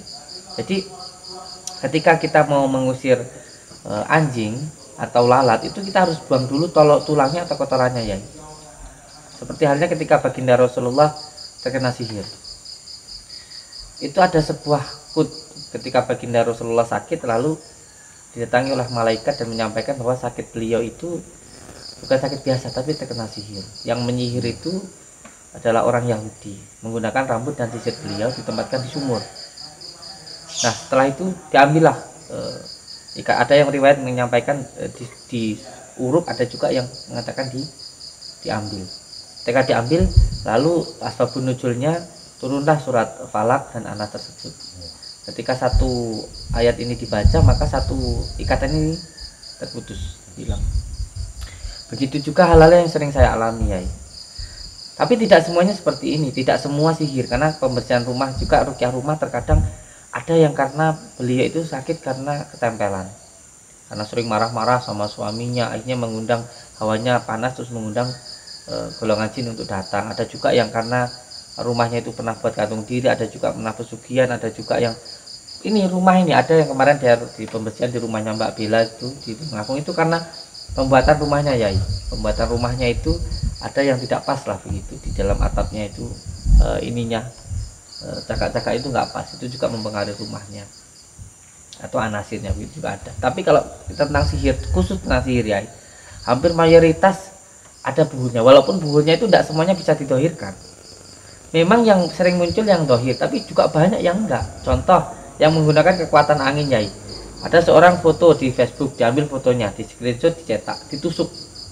Ada juga yang fotonya itu ditulis namanya, ditindih batu. Itu kita tidak bisa mendohirkan karena jauh biasanya hanya kita putuskan saja ya. Itu juga banyak di video-video saya juga banyak sebenarnya. Tidak semuanya dohir, tidak. Yang dohir itu ya memang kesannya Gusti Allah ada. Memang ya ada yang dohir, ada juga yang tidak ya. Kalau sihir memang mayoritas hampir semuanya ada khutnya, ada ikatannya, ada buhulnya. Ada yang paling banyak menggunakan tulang, jarum, paku dan lain sebagainya gitu ya. Jadi ketika mau mengusir kotoran, mau mengusir lalat, kotorannya dibuang dulu. Setelah itu baru diusir lalatnya, baru setelah itu dipagari. Nah, pagarannya sendiri terkadang saya menggunakan daun bidara, garam, daun kelor. Setelah itu dikuasai 7 hari, nanti digunakan untuk menyirami rumahnya itu ya. Ngoten ya. Untuk kejelasan itu mungkin sama ya pemahaman pulau yang di itu, pemahaman masalah dengan pulau saya setuju banget, dan insya Allah sama persis dengan pemahaman saya. Cuman yang saya kemarin itu yang jadi unek-unek itu masalah mediumisasi. Kalau jenengan sudah jarang memakai dan kalau tidak darurat itu ya saya sudah setuju. Cuman mungkin untuk daruratnya itu gimana kan belum tahu. Mungkin jenengan sakit membuktikan kalau memang ini benar-benar mediator ini tadi memang kemasukan khodam, kemasukan jin beneran, atau memang itu bukan, atau mungkin abreaksi gitu. Kalau di ilmu hipnotis itu bisa dikatakan apa yang sudah terekam ya, pengetahuan yang sudah pernah dilihat oleh mediator itu bisa, misalnya sosok-sosok apa, sosok jin, sosok hantu, demit apa itu yang sudah terekam di seseorang mediator itu bisa muncul, bisa seperti persis sama kesurupan gitu. Dan banyak masyarakat umum itu menilai itu sosok jin sungguhan. Jadi untuk apa, membuktikan ini benar-benar kesurupan jin atau abreaksi itu gimana guys menurut sampean? Sangat berbeda ya. Ya. Sangat berbeda antara abreaksi dan kesurupan. Itu sangat-sangat berbeda. Contoh, ketika seseorang menyampaikan ini tentang sampai tadi membahas tentang hipnotis ya. Menurut saya sendiri ini adalah bisa dikatakan juga saya praktisi hipnotis juga. Dan juga saya juga sebelum saya mempelajari ilmu hipnotis, saya juga di Al-Hikmah. Saya di Peruqyah. Karena begitu sangat penasarannya saya ya, tentang ilmu hipnotis. Karena ada salah satu oknum hipnotis yang menyepelekan dan mengatakan peruqyah itu halu. Pernah ada yang seperti itu. Pokoknya semua peruqyah itu dikatakan halu oleh oknum ini. Dari situ saya sampai penasaran yang dia pelajari itu ilmu apa gitu, sehingga beliau itu sampai menyerang peruqyah katanya halu. Padahal di dalam Al-Quran sendiri sudah dijelaskan bahwa seseorang itu benar-benar bisa kesurupan. Ada di salah satu ayat Allah, di salah satu tafsirnya Ibnu Katsir, di situ diterangkan bahwa ada suatu penyakit yang disebut dengan penyakit taif atau taifun. Penyakit taifun itu salah satunya ya muncul pada al-ghotob, marah dan lain sebagainya gitu. Itu benar-benar kerasukan jin kayak gitu. Nah, salah satu obatnya ya dengan cara zikirullah tadi. Jadi jangan disamakan perkataan yang baik. Contohnya hari ini kamu baik, hari ini kamu sehat dengan asma Allah, karena berbeda, sangat berbeda. Kata-kata manusia dengan kata-kata Allah sangat berbeda di situ. Jadi jangan disamakan. Kata-kata Allah atau firman-firman Allah ini mengandung sebuah fadilah, kekuatan yang luar biasa. Bahkan saya mempunyai sebuah pelajaran namanya kitab Abjadun. Jadi ada Abjadun. Di situ setiap asma-asma Allah, jangankan asma Allah, sampai di alif, di lam, di mim itu semuanya ada penjabarannya dan ada khodamnya. Khodamnya itu bukan berarti kok khodam jin, itu bukan. Khodam sendiri ada khodamul malaikat dan sebagainya kayak gitu. Jatun hawasin hatoya. Nah itu Wah Yai lebih sakti dari saya, lebih hebat dari saya ini. Wah, ini nanti nggak perlu bukti-bukti lah, nggak perlu kayak gitu. Jadi saya hanya ingin menyampaikan saja. Kalau percaya monggo, nggak juga nggak apa-apa. Dan apa namanya, setiap asma-asma Allah itu ada fadilahnya sendiri, saya Yai. Contoh kita baca Asmaul Husna aja, ya Latif untuk melembutkan hati, supaya hati itu lembut. Kalau hati lembut seperti air, maka ditebas dengan air pun dia tidak akan luka, kembali seperti semula. Untuk membuka mata batin, untuk dan semuanya itu ada. Itu namanya dzikrul asma. Supaya kita meminta sesuatu itu nanti pada akhirnya sesuai dengan itu. Bahkan jangankan asma Allah ya, dedaunan, bahkan sampai rumput dan lain sebagainya, ini pun juga semuanya ada fadilahnya, ada kegunaannya. Cuman karena kebodohan kita, sehingga kita nggak paham kalau semua yang diciptakan Allah itu ada manfaatnya. Sampai cacing saja yang kata menjijikkan itu, mohon maaf ya, pernah saya itu ada orang yang sakit perutnya itu sampai dibawa ke Amerika ya, dibawa ke Amerika, dibawa ke Singapura, sampai diindoskopi, dimasukkan kamera ke dalam. Dan yang mengundang saya itu yang punya rumah sakit, ada videonya. Saya pembersihan di rumah sakit terbesar di Pamekasan. Yang punya rumah sakit yang undang saya. Saya obati hanya dengan menggunakan cacing ya. Cacing itu dengan izin Allah, tiba-tiba tangan saya itu kerentek untuk menggali tanah di belakang rumahnya. Saya dapat cacing ya. Saya cacing itu, setelah itu saya bakar ya. Terus saya kasih kunir, saya minumkan, dengan izin Allah sembuh ya. Ada videonya. Itu semua yang dikatakan Allah itu ada manfaatnya gitu loh. Cuman karena kita saja yang nggak tahu gitu.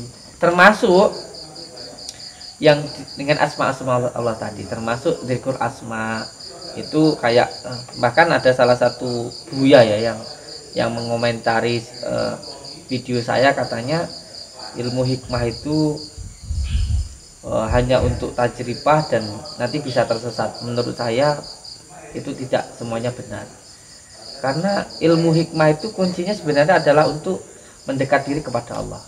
Torekoh atau tirakat sendiri perjalanannya bisa lewat ilmu hikmah, baca ya Allah ya Rahman ya Rahim supaya hatinya lembut. Setelah itu nanti dzikrul sifat, setelah dzikrul sifat baru dzikrul dzat begitu.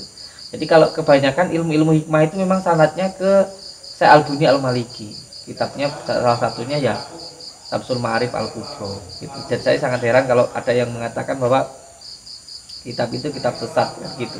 Padahal kitab ini juga banyak digunakan oleh para kiai. Beberapa sanum juga masih ada. Contoh untuk perang dulu menggunakan bambu runcing itu ada yang mengambil dari kitab Syamsul Ma'arif Al-Kubro, Al-Aufaq dan lain sebagainya. Itu bukan sesat gitu. Sama kayak golok itu tergantung yang menggunakannya aja. Kalau golok kamu gunakan untuk baca orang ya dipegang preman ya salah. Tapi kalau dipegang sama orang untuk bekerja, nebang pohon, untuk ibu-ibu ngiris brambang, ya tidak salah. Semua tergantung yang menggunakannya kayak gitu. Contoh asma buduhun saja ya. Asma buduhun, kalau ada suami istri yang mau bercerai sedangkan dia punya anak, istrinya suka sama orang, disatukan dengan asma buduhun, apa itu salah ya? Tapi kalau asma buduhun digunakan untuk merusak rumah tangga orang, baru itu salah. Jadi semuanya tergantung yang makai. Iya, tergantung kita yang makai. Jadi memang Allah itu sendiri mempunyai ismu adzam ya. Ismu adzam yang bisa digunakan bahkan oleh orang kafir itu sendiri. Bukan hanya orang umat Islam, bukan hanya kita yang jalur kanan, jalur kiri pun juga bisa. Jalur kiri pun juga bisa. Sampai ketika dulu ada seseorang yang menyihir baginda Rasulullah, ada juga Nabi Musa yang ketika itu bertaruh dengan salah satu penyihirnya Fir'aun yang sangat saktinya luar biasa. Tapi udah ditutup ketika baginda Rasulullah turun para penyihir, setan tidak bisa naik ke atas buka pintu langit itu. Ngoten ya. Alhamdulillah sakit ketemu langsung saling jenengan, dan semua yang sampean katakan itu tadi sebenarnya mau saya katakan kok sama gitu. Banyak kesamaan. Nggih. Ya, memang apa ya, suara dari luar itu ingin membuktikan langsung di sini. Dan itu apa, saya sebenarnya juga walaupun saya itu praktisi hipnoterapi ya, hipnotis, saya itu lebih condong ke yang apa kata jenengan. Contohnya misalnya kalau menghipno ya psikis misalnya, itu enggak hanya dengan kata-kata, tidak hanya dengan kata-kata, bagaimanapun juga harus dengan asma-asma Allah, harus dengan ayat-ayat gitu. Soalnya kan kita sebagai orang muslim ya, dan Gusti Allah sendiri pun dawuh dan Al-Quran kan menyebutkan kalau Al-Quran itu sebagai sifat, kalau Al-Quran itu sebagai rahmat bagi orang-orang yang beriman. Jadi kita kalau memakai kata-kata saja kurang mantep gitu. Iya.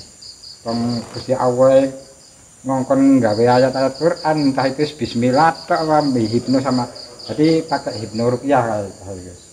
Nggak hanya menghipnotis pakai kata-kata saja, tadi hipnoruqyah. Jadi saya misalnya ada orang yang psikis, kita menghipno ya, memasukkan ke alam bawah sadar, terus kita ruqyah dengan ayat-ayat Al-Quran. Jadi bagaimanapun ya, sakit apapun, baik penyakit medis maupun psikis maupun non medis, tidak meninggalkan ayat-ayat Al-Quran kita. Dan sampai saya itu penasarannya Yai, kenapa ada orang yang menyerang saya padahal dia juga sama di bidang ilmu pikiran. Dan kalau kita kan di hikmah itu bukan hanya pikiran, tapi antara hati, pikiran dan juga perbuatan itu kan harus nyatu. Kalau di sana kan hanya pikiran saja. Dan saya sampaikan, setelah saya pelajari, ilmu yang diajarkan itu juga sebenarnya dari nenek moyang kita, seperti ilmu gendam, dan dibukukan lalu dijual lagi ke negara kita. Dan masalahnya kalau dipelajari nggak masalah lah, yang penting jangan mengatakan ini halu, wah ini nggak ada dan lain sebagainya. Kita ini orang timur loh, jangan sampai budaya kita itu dihancurkan oleh orang barat, jangan seperti itu. Dan yang kedua gini ya, selalu mengatakan untuk praktek, uji coba, pembuktian. Kamu kalau punya ilmu ruqyah, coba jajal ruqyah itu ada jinnya beneran apa hanya reaksi, kamu jangan halu kayak gitu. Dan semua ilmu-ilmu dari budaya kita orang Jawa semuanya dikatakan halu, tenaga dalam halu, takdilan halu, semuanya halu Yai. Sekarang saya balik Yai, ketika beliau sering mempraktekkan ke setiap orang dihipnotis, di acara TV cuma dihipnotis Yai. Coba sekarang orang yang tidak saya kenal kamu hipnotis kalau kamu bisa, atau saya kamu hipnotis kalau kamu bisa nggak? Nggak akan bisa Yai, nggak akan bisa. Yang dia bisa hipnotis itu hanya seseorang yang sudah percaya, datang ke dia, atau dia membuka blognya, nurut, itu baru bisa. Ya kalau kayak gitu sama aja. Orang tenaga dalam sudah diukur tingkat emosinya, diisi dulu hadiran, dibuka portalnya, baru nyerang bisa mental. Wong sudah jelas setiap apa yang dipertontonkan. Jadi ilmu itu ada dua, ada yang atraktif, ada yang pasif. Jadi jangan kamu itu menganggap ini nggak ada, lalu kamu menganggap punya kamu yang paling ada, karena kamu mempercaya itu dan kamu menggunakan itu. Kamu boleh nggak percaya dengan saya, tapi ya jangan menghina saya. Wong saya nggak pernah menghina kamu. Kamu boleh pakai hipno, tapi jangan menghina peruqyah. Peruqyah juga jangan menghina yang hipno. Saya saling menghargai lah. Wong semuanya itu juga ilmu Allah kok. Semuanya sama kok. Ilmu kedokteran ya sudahlah kedokteran. Yang al-hikmah ya al-hikmah. Tapi ya Banyak kok para dokter yang berobat ke saya, lihat video saya. Dan saya pun juga sering ke dokter kok. Ya saya juga ke dokter. Sama guys. Jadi Saya jangan juga saling sering, menghina gitu aja. Di daerah Malang saya juga sering dipanggil dokter untuk meruqyah. Banyak pasien-pasien itu yang didiagnosa, yang di lab itu ya nggak ada penyakitnya tapi kesakitan. Lihat pengobatan saya di rumah sakit terbesar di Pamekasan. Itu bukan hanya dokter, Ya. Yai, profesor yang punya rumah sakit yang undang saya itu. Jadi wong dokter aja berobat ke Al-Hikmah kok, apa salahnya? Dan saya sebagai Al-Hikmah atau terserah lah mengatakan tabib atau apa terserah. Saya juga ya sering ke dokter. Itu nggak masalah. Nggak ada salahnya kok di situ. Yang namanya psikis ke psikolog, non medis ke tabib, terus medis ke dokter, nggak ada masalah kok. Memang kita itu berikhtiar itu ya harus kayak gitu loh. Seperti itu ya. Namanya begitu ya. Banyak dari praktisi ini yang nggak mau belajar ini, akhirnya selanjutnya nggak. Kalau saya punya prinsip begini ya, boleh kita itu baik, tapi merasa diri paling baik itu juga nggak baik ya. Boleh kita itu benar, tapi merasa diri paling benar itu juga nggak benar ya. Iya, betul. Jadi yang paling baik itu bagaimana? Yang paling baik itu ya seperti jenengan. Bagaimana bertabayun? Iya. Bertabayun, tanya secara langsung. Kalau memang ada yang tidak pas ya dibenarkan. Kalau memang ada yang benar ya alhamdulillah. Itu aja ya. Itu menurut saya.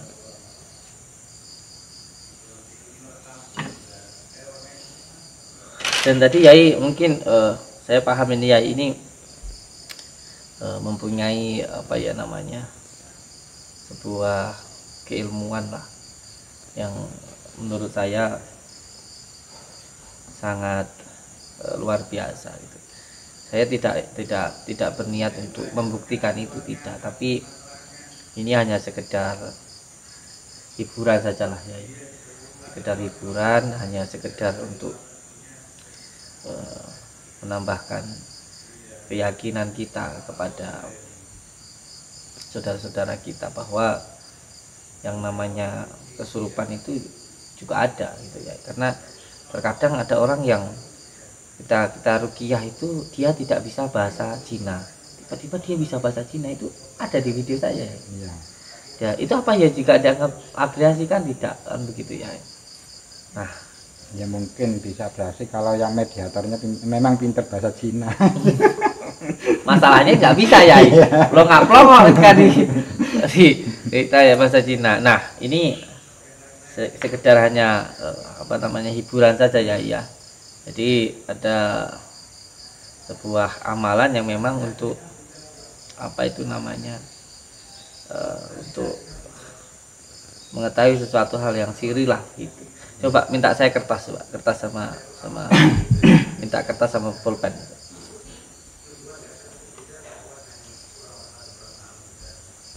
Jadi ini jangan dianggap apa namanya sesuatu hal yang wah ya. Ini hanya sebuah hiburan saja. Saya ingin beliau ini lebih sakti dari saya, lebih hebat dari saya. Jadi saya di sini hanya ingin membuat sebuah hiburan, dan saya yakin beliau tidak menantang saya di sini. Jadi ketika kita ini sudah clear ya. Ya, alhamdulillah. Nah, gitu. Jadi di sini saya mau ini karena beliau sudah niatnya baik, tidak niat menantang, tidak juga untuk penasaran, maka di sini saya mau buat hiburan. Kalau Ya. gini kan saya bisa menjelaskan sama teman-teman, sama yang selalu penasaran sama metode ini, bisa langsung kita bayang kesampaian. Jadi jawabnya gak mamang ya.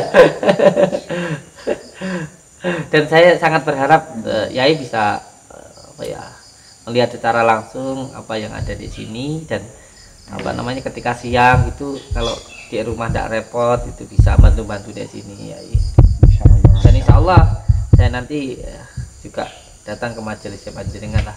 Amin amin. Kalau boleh saya tahu ya, jenengan itu di majelis apa? Saya sebenarnya sehari-harinya itu anu bos, buka ya kayak gini nih apa, kafe. Oh, Di rumah itu. mantap. Kafe apa namanya, Yai? GPS. Oh, GPS. Ceritanya dulu itu saya itu kan di rumah saya itu anu bos, banyak teman itu santri, teman-teman alumni dari Dengan Jember. alumni mana, Yai? Saya tambah beras sama PIG. Subhanallah. Alumninya tambah berat. Iya. Banyak teman alumni itu ya kok sering ngopi di rumah. Ayo dibuka warung kopi tenan ae. Enak cekak sungkan tamu bendino. Akhirnya saya buka warung kopi kecil-kecilan di rumah dengan di dalam rumah. Akhirnya kok tambah banyak teman-teman itu loh sing ngopi kok pancet ae golongannya GPS ya. Teman-teman alumni itu anu guys, teman-teman kalau bilang oh teman-teman GPS tetap GPS itu jamaah piring seng. Jamaah kirim seng. Iya kan di pondok itu anu guys, makannya pakai talam pakai piring seng dulu itu. Oh di Singosari itu. Jadi wah pancet lah GPS sampai sekarang itu nama kafenya GPS cafe. Jamaah piring seng. Subhanallah. Kalau di daerah Kepanjen Jawa tahu semua GPS itu tahu semua. Suatu kehormatan buat saya panjenengan mau datang ke sini dan mau bertabayun dengan saya, dan karena saya anggap jenengan adalah guru saya anggap jenengan itu adalah saudara saya, ini saya mau sedikit buat hiburan ya. Kalau untuk yang nantang jujur saya tidak pernah mau untuk yang nantang, karena ilmu itu bukan buat tantang-tantangan. Bahkan ada salah satu kalimat dari kiai saya bahwa siapa orang yang melayani tantangan atau melayani perdebatan itu menandakan beliau itu menghinakan sebuah ilmu, karena ilmu itu mamer-mamer dan selain itu gini ya, berdebat dengan orang yang mohon maaf yang dikatakan bodoh itu sama dengan menghinakan ilmu, dan lebih baik menghindari dari perdebatan. Karena kita ini sudah tidak debat ya kan, kita sudah tidak debat, kita ini sudah nyambung lah intinya ya. Iya. Jadi saya membuat hiburan, tapi juga saya tidak akan melayani sebuah tantangan kan gitu. Nah ini apa namanya, saya nanti coba sini ini ya. Jadi saya akan membuat beliau untuk apa namanya ini kesurupan lah gitu bahasanya. Sebenarnya bukan kesurupan kalau seperti ini, beda. Jadi hanya menempelkan sajalah begitu, menempelkan sesuatu bangsa gaib yang di dalam diri beliau, dan nanti panjenengan menulis sesuatu dan nanti biarkan beliau itu menebak. Kalau beliau bereaksi tentu kan beliau ini tidak akan bisa menebak, bereaksi kan hanya sekedar pikiran. Iya benar. Gitu. Tapi kalau ada yang menempel nanti bisa apa namanya, insya Allah lah itu. Jadi saya menulis ini ya, menulis. Tapi terus, saya tidak usah tahu, Sampai menulis. Mungkin diperlihatkan di kamera. Nggak usah ya. Nggak usah ya. Jadi gini, saya sampai menulis disimpan. Ya. Nah nanti beliau saya buka motivasinya, terus nanti beliau ini nanti yang ada di sini nanti menyampaikan sesuatu yang saya tulis. Kalau sudah disampaikan baru sampai nanti ditunjukkan di kamera. Oh gitu ya. Dan saya paham juga jenengan juga punya keilmuan ini, nanti saya minta juga jenengan melakukan. Kalau saya malu-malu sama saya yakin insya Allah kan bisa untuk itu. Ini hanya hiburan saja ya. Jadi jangan dianggap seriusan ya. Ini hanya hiburan saja. Nanti panjenengan nulis di sana boleh beberapa kata, 3 kata mawon ya. Jangan sampai saya tahu, dan nanti dulu ya. Nanti dulu dibuatkan saya tak ke sini. Nanti ketika coba sebelah sana. Nanti ketika saya ini yai, jenengan boleh setelah saya selesai disebutkan, baru setelah itu nanti panjenengan menyampaikan ke saya, oke? Baru nanti ditunjukkan di sana. Bismillahirrahmanirrahim. Asyhadu an la ilaha illallah wa asyhadu anna Muhammadar Rasulullah. Bisa duduk sila saja. Tangannya besarkan, pusatkan di sini. Iya. Bismillahirrahmanirrahim. Ya Saykhosa Qolaini, ya Kutuba Robani, ya Ghosa Sumadani, ya Mahmubah Subhani, ya Muhidi Aba Muhammadin Sayyidina Sya'abdul Qadir Jailani Agisni wa amidani fi qadai hajati wa ya qadiyal hajat wa ya qadiyal hajat wa ya qadiyal hajat. Ya Allah ya Rabbi, ya Allah ya Rabbi, saya meminta hibarnya barokahnya Tuhan Sya'abdul Qadir Jailani semoga cepat hadir ke saya. Saya meminta selamat dan tenang, dan saya meminta ya Allah ya alimul ghaibi wa syahadati ya.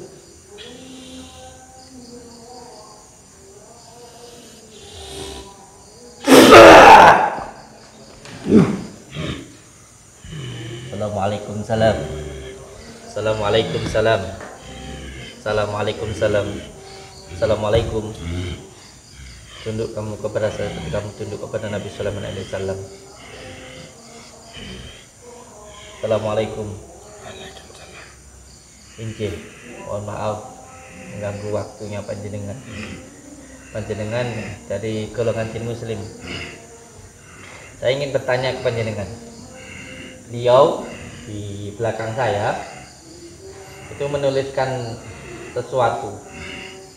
Bisakah panjenengan memberitahukan saya dengan izin Allah, dengan kalimat la ilaha illallah, dengan izin Allah, dengan kalimat la ilaha illallah, dengan izin Allah, dengan kalimat la ilaha illallah Muhammadur Rasulullah, tunjukkan ke saya, sebutkan ke saya apa yang beliau tulis di kertas beliau itu. Apa itu? Apalah beliau tulis?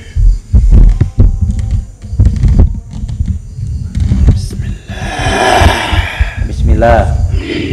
Terus apa lagi?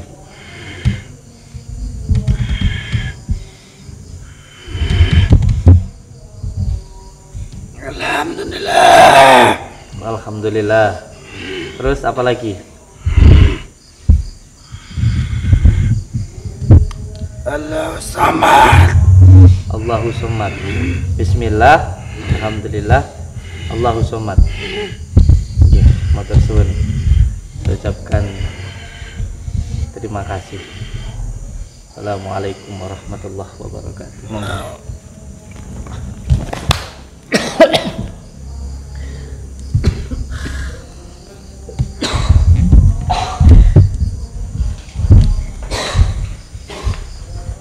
Mohon maaf ya. Jadi apa yang sampean tulis saya ingin tahu.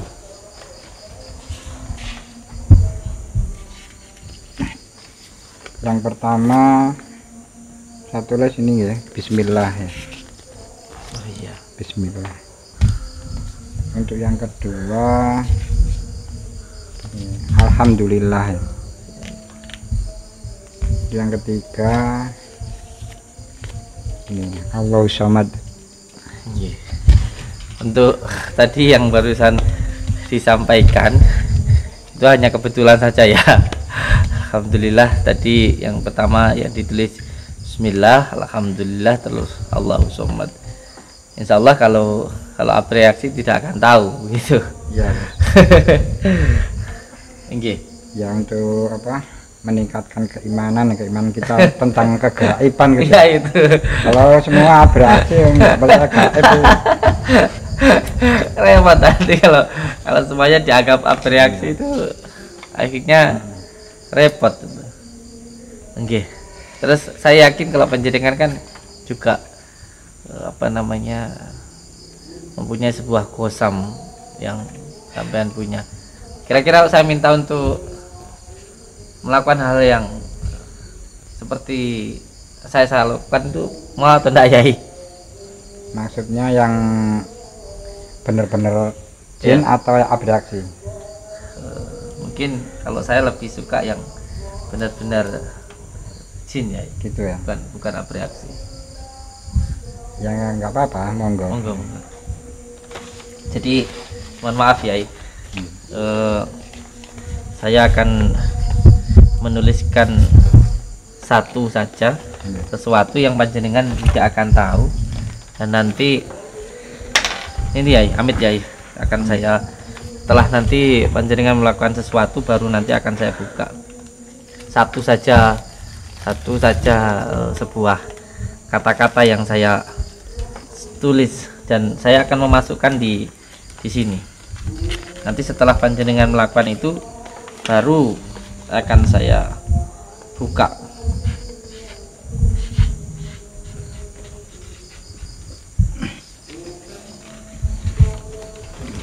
Saya masukkan ke sini kata-kata itu, saya lipat biar ini tidak tahu karena saya juga pengen beliau melakukan itu. Saya masukkan di sini tidak kelihatan.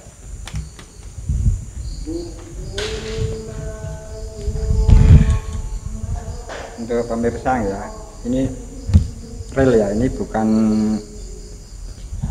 orang saya ya, bukan teman saya, dan ini santri dari Gus Samsudin. Saya akan mempraktekkan ya, membuktikan kalau saya juga bisa seperti apa yang dilakukan Gus Samsudin. Walaupun saya dari praktisi hipnoterapi, saya akan melakukan bukan abreaksi ya, ini benar-benar real, ini benar-benar kodam, benar-benar jin ya, bukan sekedar abreaksi.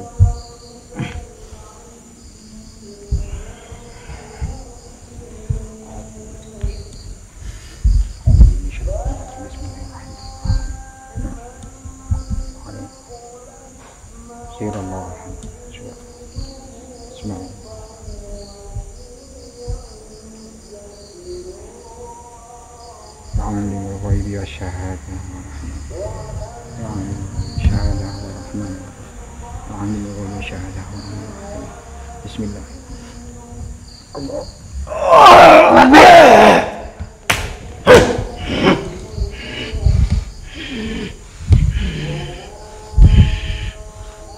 Assalamualaikum.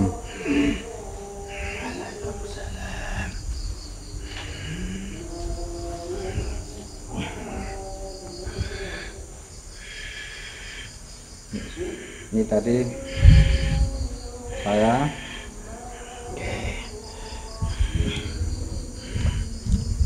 mau membuktikan ya, kalau jenengan benar-benar dari makhluk, bukan manusia ya, sama jin. Sama jin dari mana? Ini. Sama muslim? Punya nama? Belum punya nama. Saya namakan dulu, mau? Boleh ya, namakan ya. Saya namakan yang bagus ya. Mau? Perempuan apa laki-laki? Oh, sudah tua. Laki-laki nggih? Oh, nggih. Saya namakan jenengan Abdurrahman, kan nggih? Aja. Aku senang aja. Abdul Latif.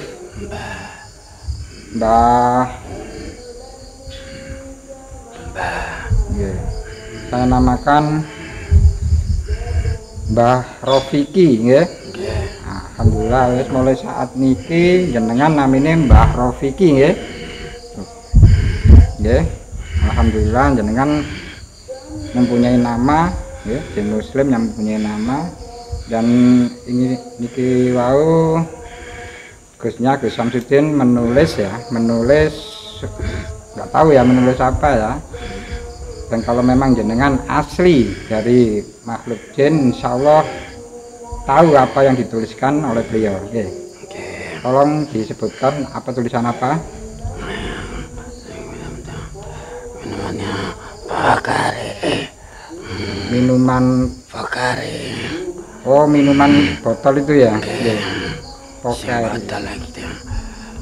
Oke. Tulisannya Pocari itu ya.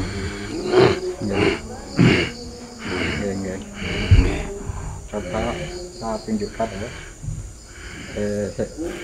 Di anu duluan ya. Oke, matur sembun nuwun nggih, matur sembun nuwun. Matur sembun nuwun. rawuhipun jenengan niki balik malih nggih. Nggih. Assalamualaikum. Nggih. Bismillah.